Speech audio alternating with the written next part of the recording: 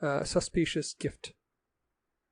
Blake had been in very low water for months, almost underwater part of the time, due to circumstances he was fond of saying were no fault of his own. And as he sat writing in his room on third floor back of a New York boarding house, part of his mind was busily occupied in wondering when his luck was going to turn again. It was his room only in the sense that he paid the rent.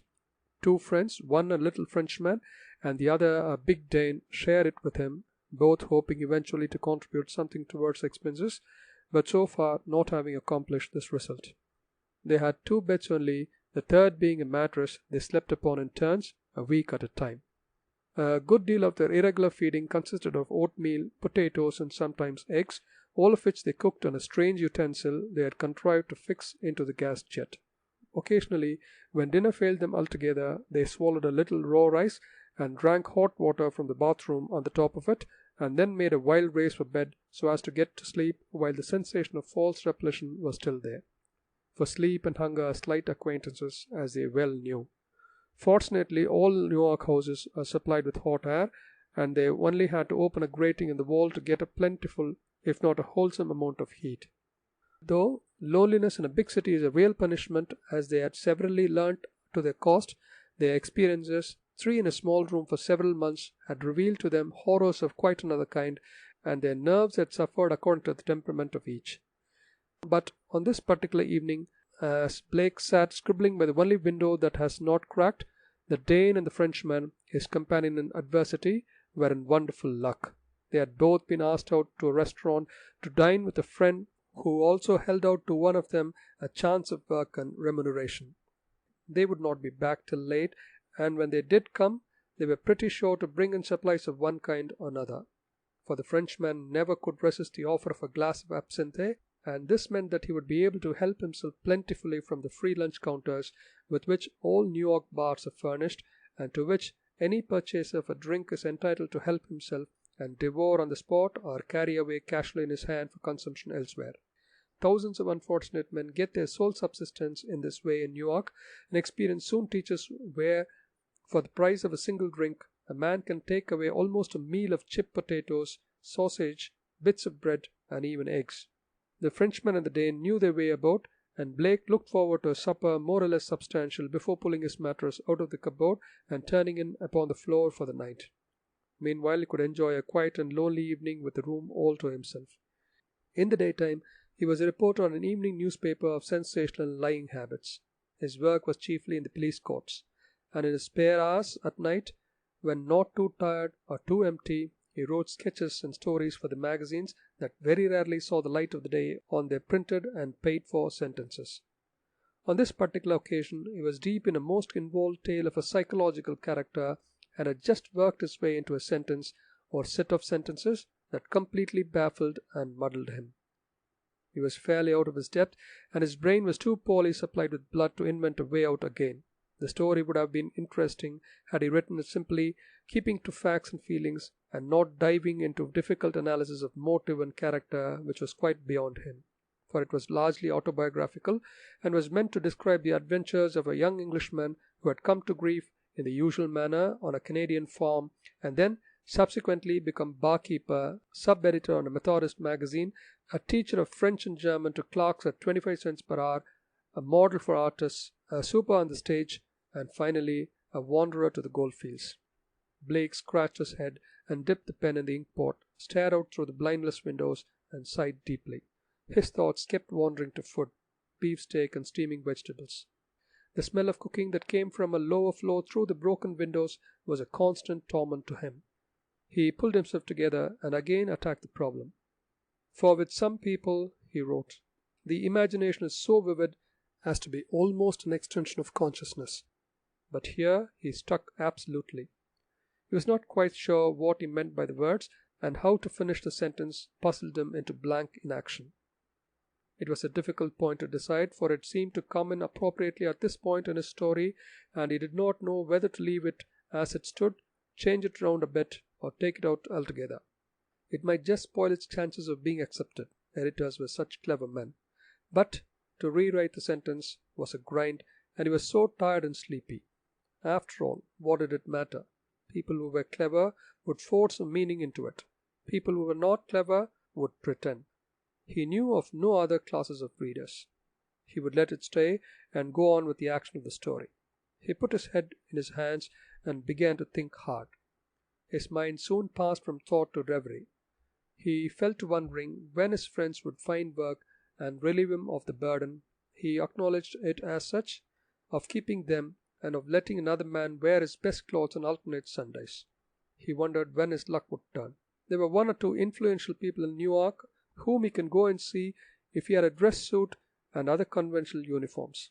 His thoughts ran on far ahead and at the same time by a sort of double process, far behind as well.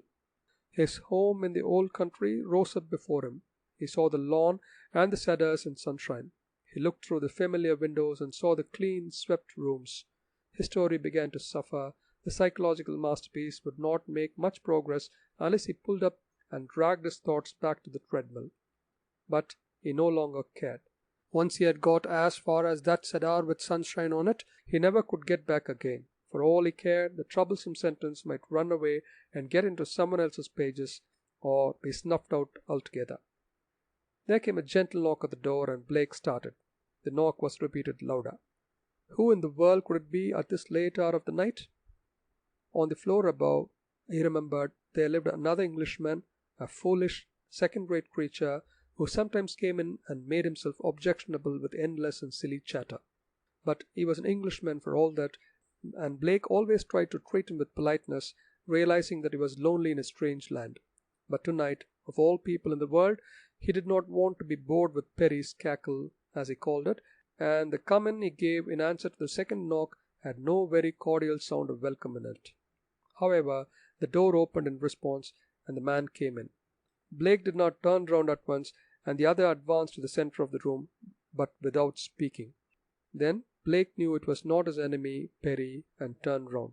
He saw a man of about 40 standing in the middle of the carpet, but standing sideways so that he did not present a full face. He wore an overcoat buttoned up to the neck, and on the felt hat which he held in front of him, fresh raindrops glistened. In his other hand, he carried a small black bag. Blake gave him a good look and came to the conclusion that he might be a secretary or a chief clerk or a confidential man of sorts. He was a shabby, respectable-looking person. This was the sum total of the first impression, gained the moment his eye took in that it was not Perry. The second impression was less pleasant and reported at once that something was wrong. Though otherwise young and inexperienced, Blake, thanks or curses to the police court training, knew more about common criminal blackguardism than most men of 50, and he recognized that there was somewhere a suggestion of this undesirable world about the man. But there was more than this. There was something singular about him, something far out of the common, though for the life of him Blake could not say wherein it lay. The fellow was out of the ordinary, and in some very undesirable manner. All this that takes so long to describe, Blake saw with the first and second glance. The man at once began to speak in a quiet and respectful voice. "Are you Mr. Blake?" he asked. "I am." "Mr. Arthur Blake?" "Yes." "Mr. Arthur Herbert Blake?" persisted the other, with emphasis on the middle name. "That is my full name," Blake answered simply, adding, as he remembered his manners, "But won't you sit down first, please?" The man advanced with a curious sideways motion like a crab and took a seat on the edge of the sofa. He put his hat on the floor at his feet, but still kept the bag in his hand. "I come to you from a well-wisher," he went on in oily tones, without lifting his eyes. Blake, in his mind, ran quickly over all the people he knew in Newark who might possibly have sent such a man, while waiting for him to supply the name. But the man had come to a full stop and was waiting too. "A well-wisher of mine?" repeated Blake, not knowing quite what else to say. "Just so," replied the other, still with his eyes on the floor. "A well-wisher of yours." "A man, or—" he felt himself blushing. "Or a woman?" "That," said the man shortly, "I cannot tell you." "You can't tell me!" exclaimed the other, wondering what was coming next, and who in the world this mysterious well-wisher could be, who sent so discreet and mysterious a messenger. "I cannot tell you the name," replied the man firmly. "Those are my instructions. But I bring you something from this person, and I am to give it to you, to take receipt for it, and then to go away without answering any questions." Blake stared very hard. The man, however, never raised his eyes above the level of the second china knob on the chest of the drawers opposite. The giving of a receipt sounded like money. Could it be that some of his influential friends had heard of his plight? There were possibilities that made his heart beat. At length, however, he found his tongue, for the strange creature was determined apparently to say nothing more until he had heard from him. "Then what have you got for me, please?" he asked bluntly. By way of answer, the man proceeded to open the bag. He took out a parcel wrapped loosely in brown paper and about the size of a large book. It was tied with string, and the man seemed unnecessarily long untying the knot. When at last the string was off and the paper unfolded, there appeared a series of smaller packages inside. The man took them out very carefully, almost as if they had been alive, Blake thought, and set them in a row upon his knees. They were dollar bills. Blake, all in a flutter, craned his neck forward a little to try and make out their denomination. He read plainly the figures 100.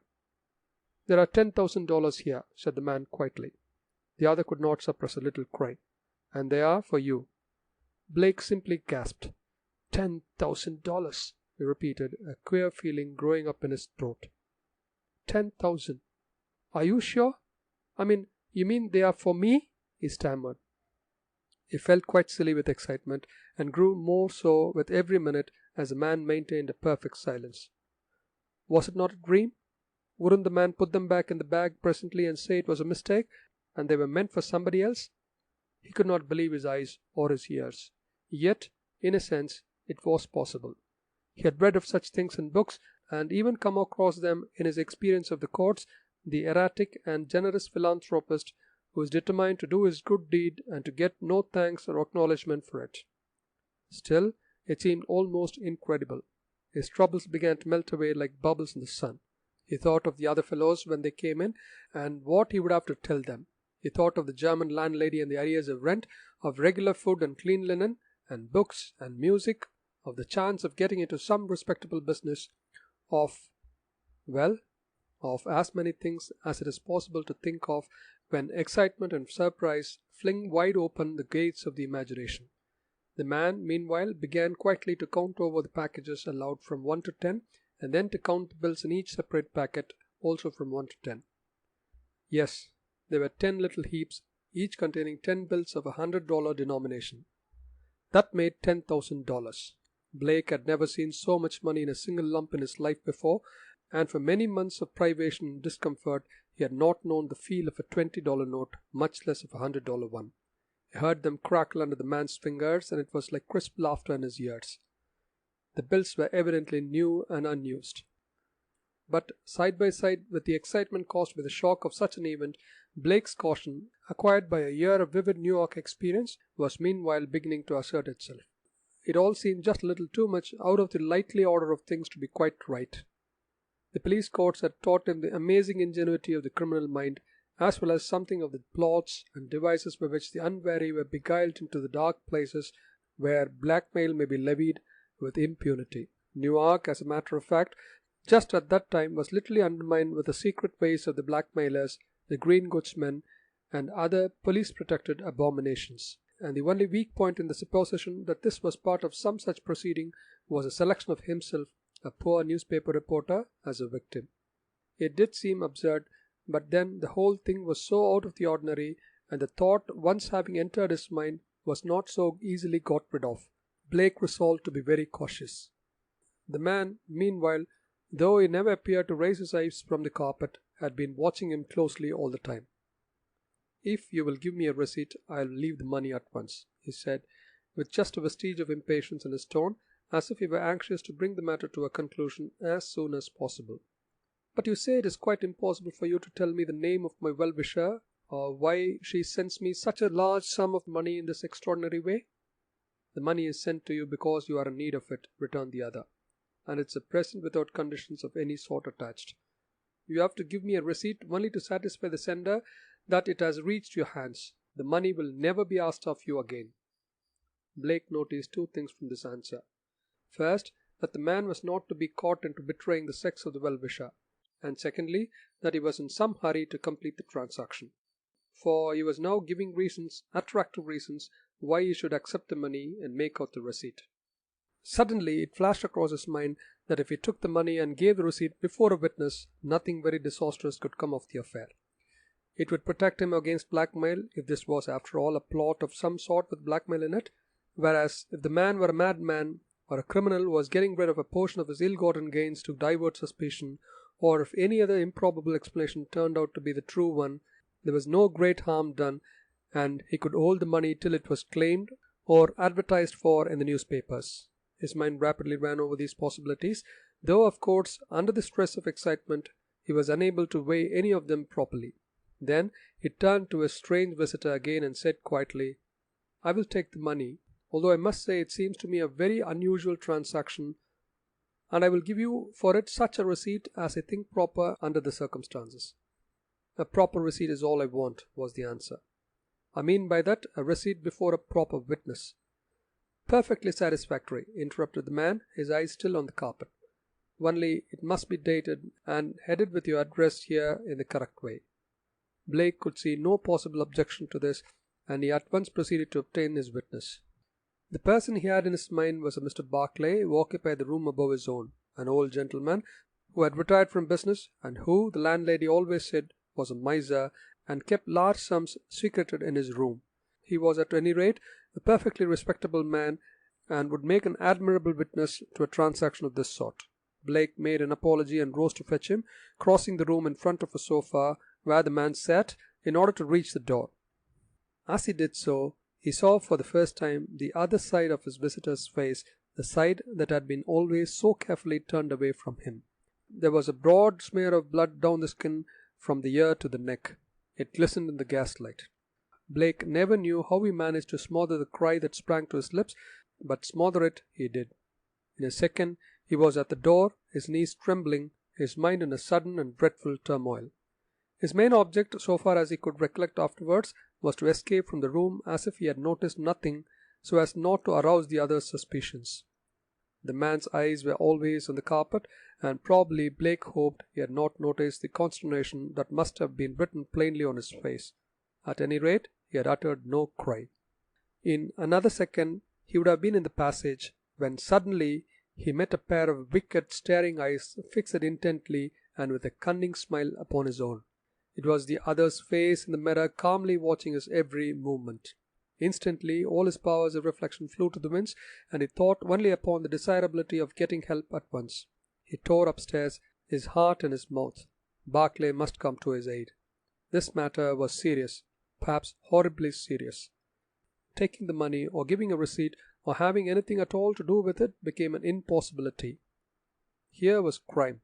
He felt certain of it. In 3 bounds he reached the next landing, and began to hammer at the old miser's door as if his very life depended on it.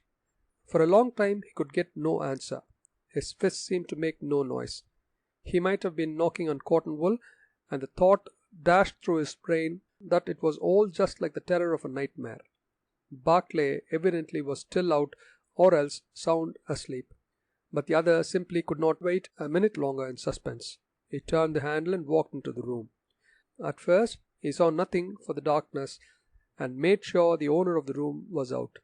But the moment the light from the passage began a little to disperse the gloom, he saw the old man, to his immense relief, lying asleep on the bed. Blake opened the door to its widest to get more light, and then walked quickly up to the bed. He now saw the figure more plainly, and noted that it was dressed and lay only upon the outside of the bed. It struck him, too, that he was sleeping in a very odd, almost an unnatural position. Something clutched at his heart as he looked closer. He stumbled over a chair and found the matches. Calling upon Barclay the whole time to wake up and come downstairs with him, he blundered across the floor, a dreadful thought in his mind, and lit the gas over the table. It seemed strange that there was no movement or reply to his shouting, but it no longer seemed strange when at length he turned in the full glare of the gas and saw the old man lying huddled up into a ghastly heap on the bed, his throat cut across from ear to ear. And all over the carpet lay new dollar bills, crisp and clean like those he had left downstairs, and strewn about in little heaps. For a moment Blake stood stock still, bereft of all power of movement. The next his courage returned, and he fled from the room and dashed downstairs, taking 5 steps at a time. He reached the bottom and tore along the passage to his room, determined at any rate to seize the man and prevent his escape till help came. But when he got to the end of the little landing, he found that his door had been closed. He seized the handle, fumbling with it in his violence. It felt slippery and kept turning under his fingers without opening the door, and fully half a minute passed before it yielded and let him in headlong. At first glance he saw the room was empty, and the man gone. Scattered upon the carpet lay a number of the bills, and beside them, half hidden under the sofa where the man had sat, he saw a pair of gloves, thick leathern gloves, and a butcher's knife. Even from the distance where he stood, the bloodstains on both were easily visible. Dazed and confused by the terrible discoveries of the last few minutes, Blake stood in the middle of the room, overwhelmed and unable to think or move. Unconsciously, he must have passed his hand over his forehead in the natural gesture of perplexity, for he noticed that the skin felt wet and sticky. His hand was covered with blood, and when he rushed in terror to the looking-glass, he saw that there was a broad red smear across his face and forehead. Then he remembered the slippery handle of the door and knew that it had been carefully moistened. In an instant the whole plot became clear as daylight, and he was so spellbound with horror that a sort of numbness came over him, and he came very near to fainting. He was in a condition of utter helplessness, and had anyone come into the room at that minute and called him by name, he would simply have dropped to the floor in a heap. If the police were to come in now, the thought crashed through his brain like thunder, and at the same moment, almost before he had time to appreciate a quarter of its significance, there came a loud knocking at the front door below. The bell rang with a dreadful clamour. Men's voices were heard talking excitedly, and presently heavy steps began to come up the stairs in the direction of his room. It was the police, and all Blake could do was to laugh foolishly to himself and wait till they were upon him. He could not move nor speak.